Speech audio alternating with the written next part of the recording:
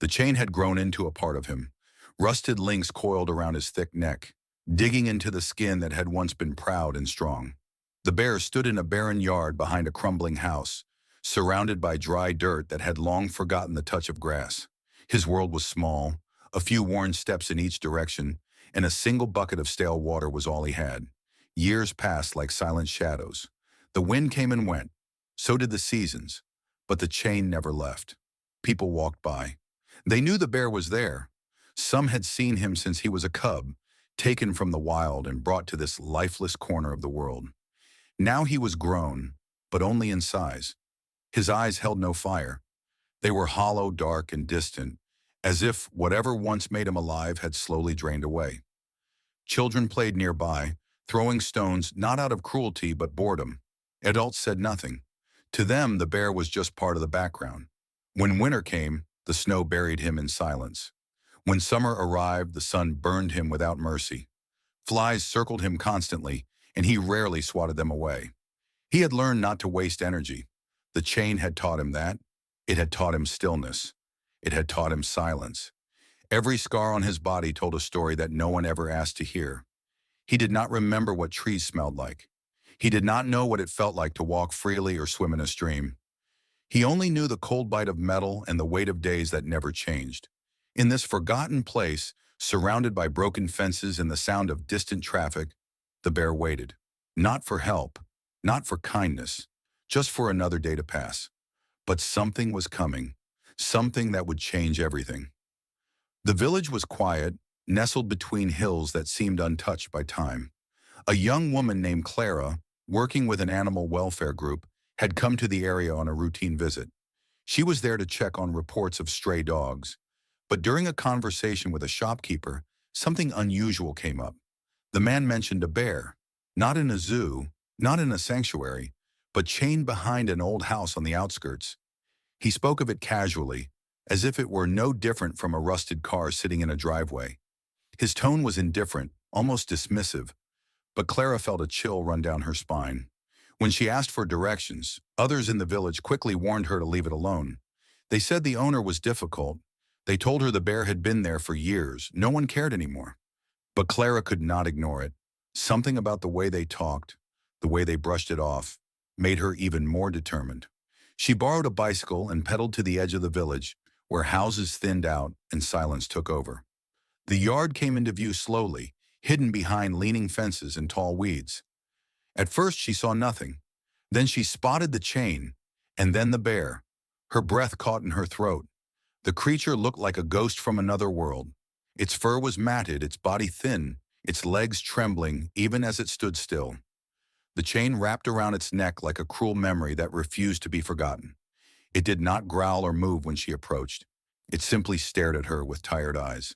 But in that look, Clara saw something. A flicker, a small, fragile spark that had somehow survived the years of silence. She raised her phone and took a few quick photos. Then she wrote down everything she observed. She knew this would not be easy, but she also knew one thing with complete certainty. She could not walk away. Clara returned from the village with a heavy heart and a camera full of evidence. She sent everything to her organization that same night. The photos of the chained bear, the detailed notes, the location. At first, her team responded with concern and urgency. But when they began contacting local authorities, the tone changed. Laws in that region were complicated. The bear, despite its suffering, was considered private property. The owner had paperwork, outdated and vague, but legal enough to stall any intervention. Clara did not back down. She reached out to lawyers, wildlife experts, and government departments. Each step forward brought two steps back. The owner, an old man with a bitter past, refused to speak with her. He stood by the bear's enclosure one morning and said it had been his since it was young, that he fed it, that it belonged to him. To him, the bear was no different than a tool, something to be owned and controlled. Locals stayed silent. Some pitied the bear but shrugged. Others whispered that Clara was wasting her time. She was an outsider trying to fix what no one else cared to. But Clara refused to let the silence win. She started posting the bear's story online, carefully hiding its exact location, but showing the reality. Her words touched people. Messages poured in. Journalists began asking questions. A few volunteers offered help. Still, the legal process dragged on, tangled in loopholes and delays. Every time she thought she was close, another obstacle appeared. Months slipped by. The seasons changed, and the bear remained chained, unaware of the battle being fought on its behalf. It stood in the same small patch of dirt, day after day, as the world outside debated whether it had the right to be free. It took nearly a full year, but the breakthrough finally came. A new official had taken charge of animal welfare enforcement in the region. After reviewing Clara's documentation and the growing public pressure, the order was signed. The bear could be rescued. Clara could hardly believe it. All the delays, the ignored emails, the sleepless nights had led to this moment. Now it was no longer a dream, it was real. The rescue team planned the operation with care. They chose a quiet morning when the village was still. A small group of trained specialists accompanied Clara, each one moving with quiet purpose. As they approached the broken fence, the bear raised its head. There was no panic, no growl, just tired eyes watching strangers step closer. One of the rescuers carried a tranquilizer, but they hoped not to use it unless absolutely necessary. The chain was thicker than they had imagined. It took time to cut through the rusted links without hurting the bear. Clara knelt nearby, holding her breath. When the final link fell away, there was silence. The bear stood still, as if it did not understand. Then it shifted its weight, one trembling step, then another. The legs wobbled under the weight of freedom, unsure and unsteady. For the first time in years, there was no chain to stop the bear's movement. Tension hung in the air. No one spoke. Every eye was fixed on the slow, hesitant movement of the once-chained animal. It took only a few steps before the bear paused and lowered itself to the ground, exhausted. But the fear in its eyes was slowly giving way to something else, something gentler. They worked quickly after that, loading the bear into a specially designed transport vehicle. No one in the village interfered. Most simply watched from behind closed curtains. As the truck pulled away, carrying the bear far from the place of its suffering, Clara finally allowed herself to breathe. The hardest part was over, but the real journey was only beginning. The Wildlife Rescue Center was surrounded by trees, far from the noise of towns and roads. Here, nature breathed freely, and the air was filled with the quiet sounds of birds and rustling leaves. The bear was placed in a special rehabilitation enclosure, large enough to move but enclosed enough to feel secure. It had shade, fresh water, and soft earth beneath its feet. Yet the bear did nothing. For days it lay curled in the corner, barely lifting its head. It refused food, ignored water, and did not respond to any presence. The team spoke in whispers, not wanting to startle it. They watched with growing concern. Some had seen animals come in frightened, but recover quickly. This was different. The bear did not seem frightened. It seemed empty. Clara visited often. She sat quietly at a distance, notebook in hand, recording every detail. Others brought fresh fruits and tried different ways to encourage movement, but nothing worked. The bear remained still, as if unsure it was truly free, or if this was just another form of captivity. The wounds on its neck were healing slowly, but the deeper injuries were harder to see. Volunteers began to wonder if the years of isolation had broken something inside the animal that could not be repaired. They had rescued a body, but perhaps the spirit was already gone. Even Clara, hopeful by nature, felt the weight of doubt pressing down. But then one night, under a clear sky lit with stars, the bear moved. It was not much, just a shift of its heavy frame and the slow rise of its head. It looked upward. Its dark eyes reflected the light of the stars above. In that quiet moment, something changed. It was small, almost invisible, but powerful. A gesture that spoke of memory, of longing, of life. The bear had seen the sky again, and the sky had seen him. The change did not come all at once. It began with the smallest of movements. After lifting its head to the stars that night, the bear shifted again the next day, lifting one paw and placing it a few inches forward. The staff noticed. They stayed silent, but exchanged hopeful glances. Something was awakening inside the animal that had once given up. Routine became its guide. Each morning, food was placed gently nearby. The bear ignored it at first, but over time, it began to eat small portions. The meals were simple but nourishing. Slowly, the bear's muscles began to regain strength. The staff watched as it stood more often, not for long, but enough to suggest healing had begun. Walking came next. At first it was unsteady. The bear's legs shook under its own weight, but day after day it pushed forward, moving a little farther each time. It no longer stayed curled in the corner. It explored the edges of its enclosure, sniffing at the logs and leaves. A patch of sunlight became its resting spot, and it returned to it each afternoon, as if drawn by the warmth. Then came the water. A shallow pool had been placed in the enclosure. For days the bear ignored it, but one warm afternoon it approached. The bear dipped a paw into the cool water, then another. It stepped in slowly, then sat down, letting the water surround its body. It was the first time it had bathed in years. The staff watching from afar could hardly believe it. Some wiped away tears. For them, it was more than progress. It was a moment of quiet triumph. The bear was not yet whole. There were still signs of fear in its eyes, but now there was also movement, and with it came a fragile kind of hope. Among the team caring for the bear was an older man named Elias. He had worked with rescued wildlife for most of his life. Though his hands were rough and his back curved with age, his presence carried a quiet strength.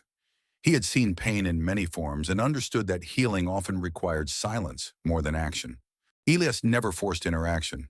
He did not try to feed the bear by hand or call its name. Instead, he would bring a stool and sit just outside the enclosure, reading or simply watching. He came every morning and returned every evening. His presence was consistent, like the rising sun.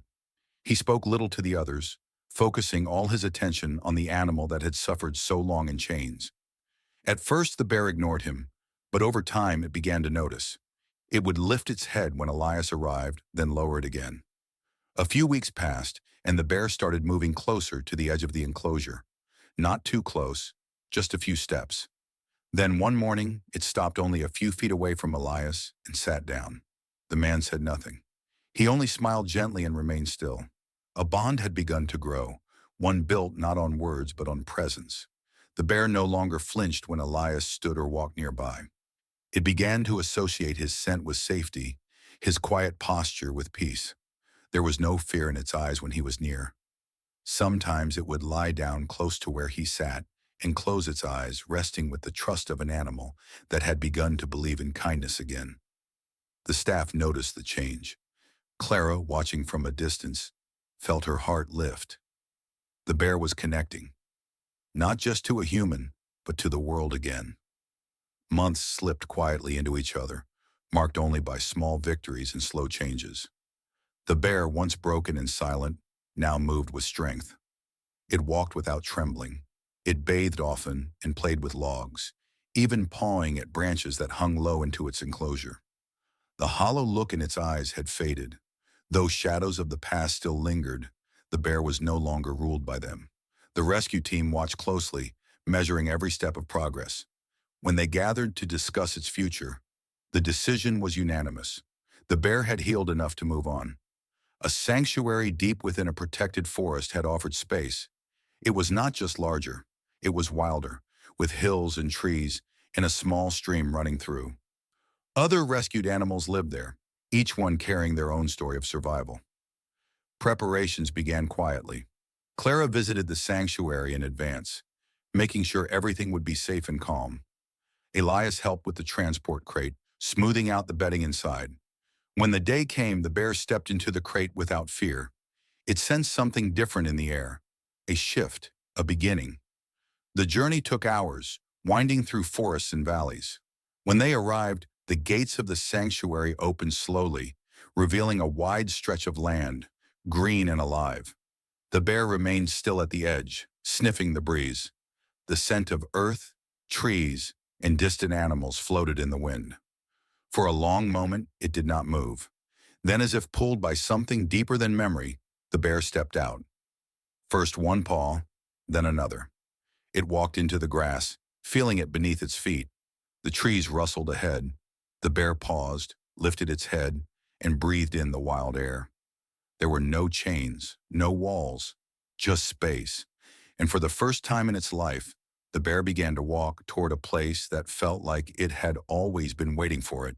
In the heart of the sanctuary, the bear found what it had never known before: a life without fear, a life filled with choices. It roamed through the trees, sometimes alone, sometimes near other animals that shared its quiet strength. The ground beneath its feet was soft with moss and fallen leaves. Streams flowed through the land, and the bear often waded into the water, splashing and rolling with a joy that once seemed impossible. The caretakers built no fences within the sanctuary's boundaries. The bear was free to explore as much or as little as it wished. And it did explore.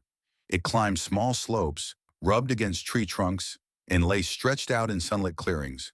Its fur grew thick and healthy, its muscles strong.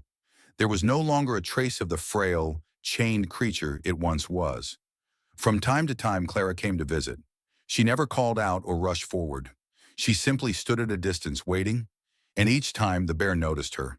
It would raise its head, pause for a moment, and then come closer, not out of fear but recognition.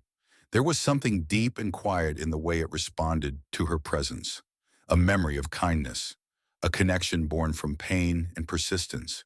Elias visited too, leaning on his cane now, but smiling each time he saw the bear resting peacefully by the water or rubbing its back against a tree. The animal that once flinched at every sound now listened calmly to the rustling of leaves and the songs of birds. Footsteps no longer brought fear. The past no longer held power. The sanctuary had not erased the bear's history, but it had replaced the silence of suffering with the softness of peace. The bear had learned how to live again. Beneath a tall tree at the edge of the forest, the bear lay quietly, eyes half closed, its breathing steady and calm. The wind moved gently through the branches above, casting soft shadows over its resting body. Birds chirped in the distance and a stream flowed nearby, singing its quiet song. The bear was still, but not from fear or exhaustion. It was the stillness of peace, the stillness of belonging. This place was now its home. Not a cage, not a chain, but a world where it could choose when to move, where to go, and when to rest. No one watched with harsh eyes. No one demanded tricks or obedience. Here the bear was simply allowed to be. It had learned to live again, not just in body but in spirit. The journey had been long and painful, but every scar had led here. It was no longer a story of rescue alone. It was a story of love, of trust, and of the quiet strength that grows when compassion is given the chance to heal. The bear had come from a world that forgot it and found one that embraced it. In that final moment beneath the tree, the journey came full circle. From suffering to freedom, from fear to peace, from isolation to love. If this story touched your heart, consider joining us on more journeys like this one. Subscribe to our channel for more stories of healing, hope, and the incredible power of kindness. Your support helps us share voices that cannot speak for themselves. Together we can be part of something bigger, something that matters.